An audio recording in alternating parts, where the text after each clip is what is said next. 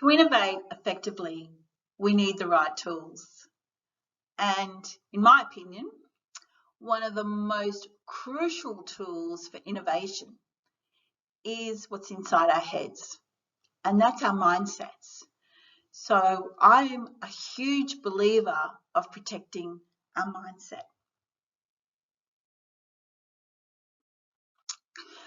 And when we're talking about mindsets, you often hear the term growth versus fixed mindsets.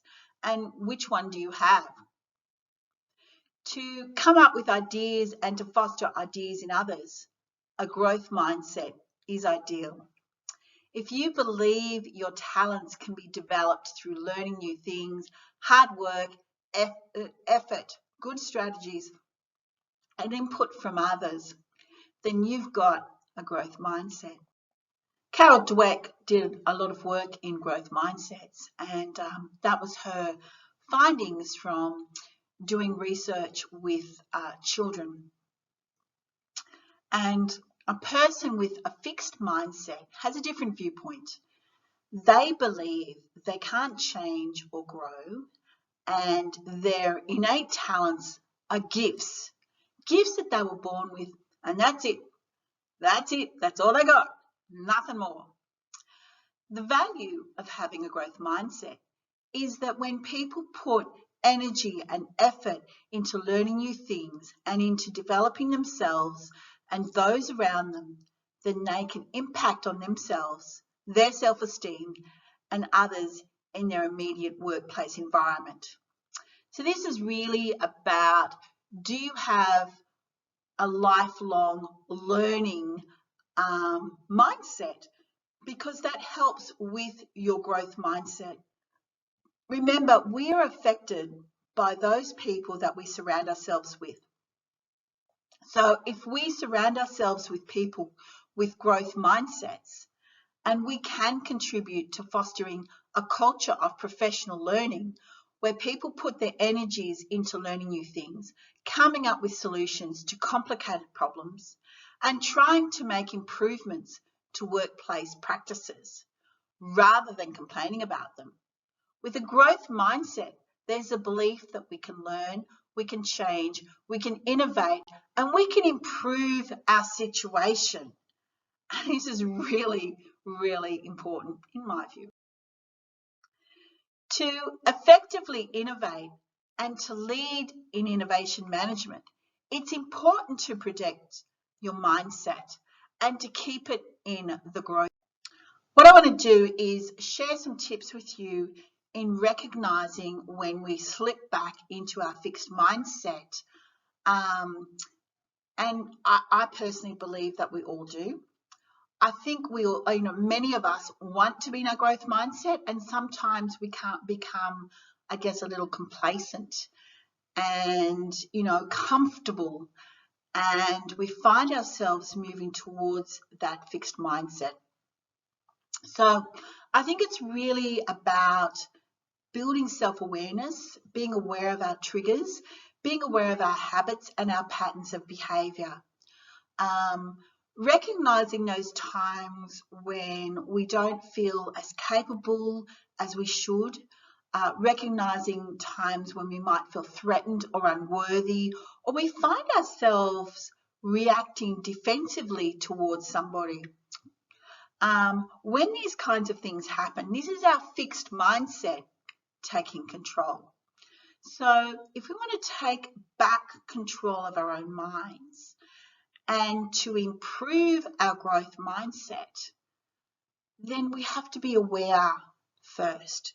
And it's about recognizing the pattern and working out strategies to swipe your fixed mindset away. And it can be things like, I remember years ago, we used to have these elastic bands on our wrists, and every time we found ourselves thinking negatively or reacting in a way that we didn't want to react, maybe being a bit defensive or something like that, we'd flick ourselves with an elastic band to remind ourselves that we needed to get back into our growth zone, get back into improving our growth mindset. Because we want to be really protective of which mindset is dominating our headspace. Is it our fixed mindset or is it our growth mindset? With a growth mindset in charge, we can do anything. Yep, anything. Anything that we envision, we can do that through hard work, learning new things, facing our fears, and just doing it anyway. Some steps that you can help to take control of your mindset and be agile and flexible and improve things. So one of the things I do is I'll drive a different way to work each day, or sometimes I drive, sometimes I walk, sometimes I jump on the tram or the train or a bus. I do something different. I never go the same route, and I will do it on a regular basis. And you can do the same. And it could be, if you're driving to work, parking somewhere differently too, so that you walk part of the way, maybe even bus some of the way or train some of the way. Do something really different. Another thing I do is I try and vary what we're having for dinner. And I know sometimes this is really hard, particularly when we're busy. And one of the ways that I do this is I actually have an accountability buddy where every 2 weeks we will eliminate 3 food groups. And we do it in a way that it's just for 2 weeks, but it forces you to cook something differently or to do something differently. For example, recently part of that 2 weeks was we eliminated dairy. And I thought I was going to struggle big time with this. And to be honest, I had to really change my thinking around everything, because I wasn't giving up my coffee in the morning, and I always have it with lots of milk. So I had to really think, how was I going to do that? And I learnt the value of different types of milk, and I tried out almond milk, and I tried out soy milk, and I tried out macadamia milk and a whole range of other milks, discovering that the milk I actually did enjoy was oat milk, and oat milk is now part of my routine. Another thing that you can do, and doing something like this just helps us to think really, really differently and to have a growth mindset. Another friend of mine, she's actually teaching herself how to brush her teeth with her left hand so that she can improve her left-right hand dominance. And part of this is about improving her growth mindset. So think about things that you can do that you habitually and routinely do without even thinking, that you can change, that's going to help you improve your own growth mindset.